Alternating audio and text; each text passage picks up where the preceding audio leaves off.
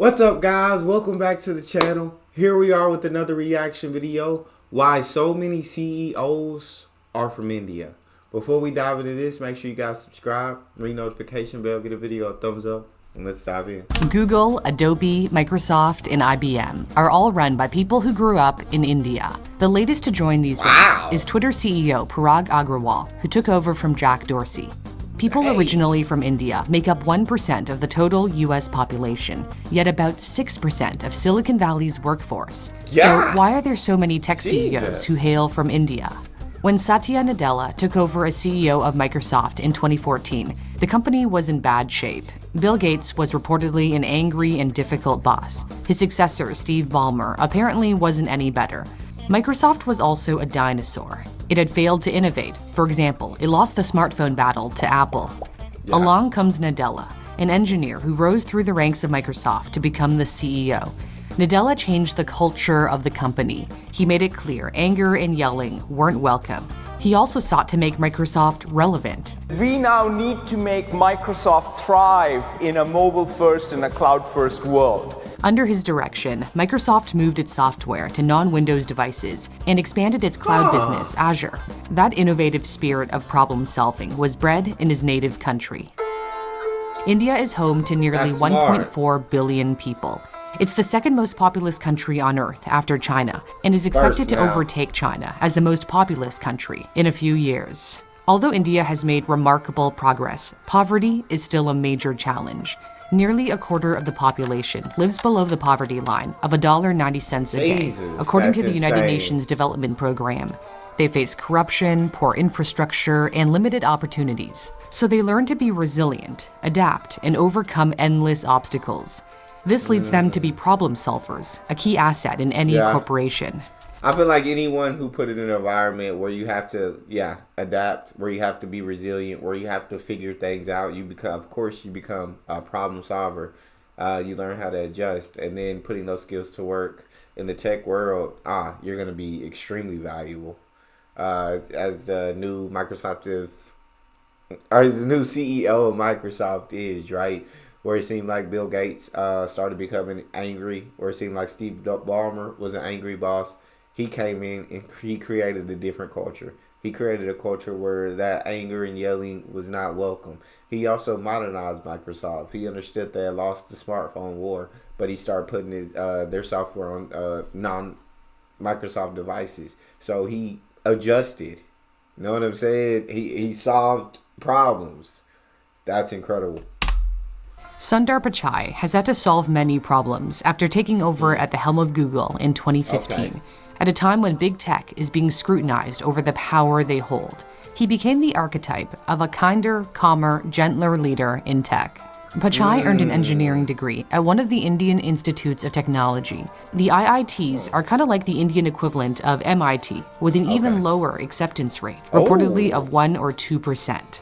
After Pichai graduated, his ticket to America came in the form of a master's at Stanford. Going to a top grad school in the States is how many Indians land up in the land of opportunity.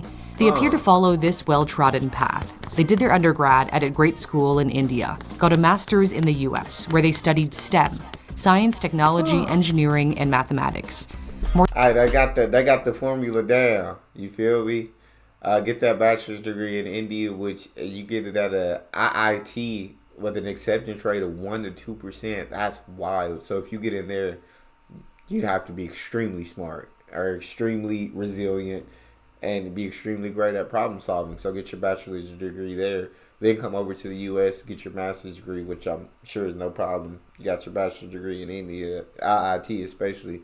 It's not going to be an issue to come over and get your master's degree for you. Studying STEM, science, technology, engineering, and math. Those fields will never not be valuable. To have those skills will always be valuable to society. So, of course, if you make yourself valuable, you're going to get paid.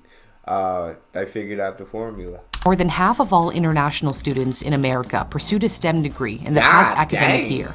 American immigration favors people with specialized skills.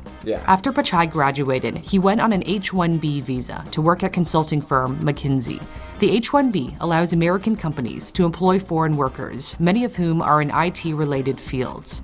The U.S. government awarded nearly 75% of these visas to Indians in 2020. Oh, in God comparison, dang. China trailed far behind in second, at 12%. The fact that so many Indians can speak English is a tremendous advantage in the West, and they're comfortable with sense. American business culture, possibly because it mirrors the thriving IT industry back home in Bangalore, Chennai, and Hyderabad. They're also more likely to want to work overseas. 80% of Chinese international students return to China after graduating, according to China's Ministry of Education. Chinese entrepreneurs prefer starting their own companies at home. Alibaba is known as the Amazon of China. Tencent owns the messaging app WeChat, used by 1.2 billion people. Huawei is one of the giants of the tech industry. So the Chinese, like, hey, we come over, get degrees, learn, and then we taking it back home. Whereas Indians are like, we're going to stay over here, you feel me? Because they can already speak English and they're already familiar with how businesses work in America, because they're kind of similar to how businesses work in India. Whereas Chinese, I guess you're less likely to speak English coming from China. And then you come over and get your degree and you just want to go back home and start a business where it seems like they already have extremely huge businesses set up. China's transition from a manufacturing hub to a tech hotbed has largely been driven by government policy. In the late 70s, Chinese leader Deng Xiaoping encouraged foreign businesses to set up offices in China, which fostered a startup environment. On the other hand, India has a problem of too much talent leaving the country for good. It has the highest number of migrants living abroad, at 17.5 million, according to the UN. And more Indians gave up their passports to become naturalized American citizens in 2020 than the Chinese, continuing the trend from past years. However, the brain drain from India may be starting to recede. An increasing number of homegrown Indian startups are becoming unicorns, meaning the companies are valued at 1 billion or more.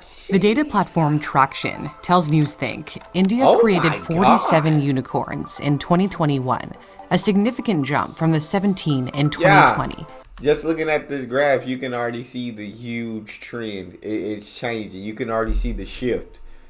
From 2020, they more than doubled, almost tripled how much unicorns that were created in India. And you can only just imagine that it's going to continue to rise as India's economy continues to grow.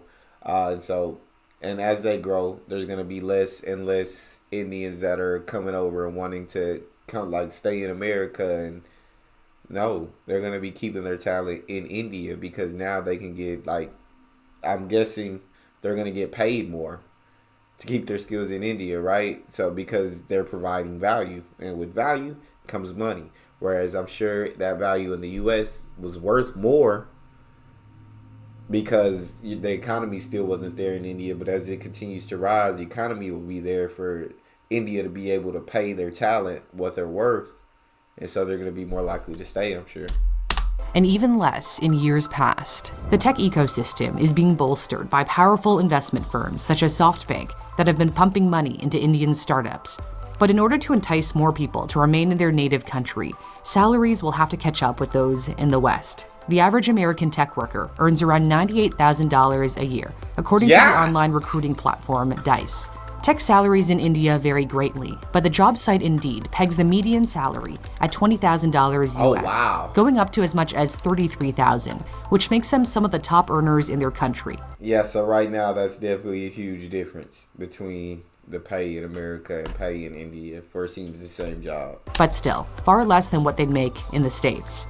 As salaries grow along with India's startup boom, this could have implications for the number of exceptional individuals desiring to move abroad. The one thing that the CEOs of tech giants have in common is their strong background in engineering. If you wanted to improve your STEM skills, my sponsor Brilliant can help you achieve your goal. I think this might be just a sponsor for the rest of... Yeah, it's just sponsoring the rest of the video. So it seems like Indians have definitely figured out the formula. They know what provides value to the world. They know what skills the world will always need. And so those are the jobs that they're actually going for. And that's incredible of them. And now the Indian economy is starting to rise, and there's more unicorn startups being built in India. And so as the economy continues to rise, there's going to be more and more talent that decides to stay. And you can only just imagine the boom that India is going to continue to rise. That's all we have, though. Let me know what you guys think in the comment section. And if you enjoyed that reaction video, make sure you check out this one as well. I think you'll like it just as much. Make sure you subscribe, and I'll see you guys on the next one. It's your boy D Neal. Out.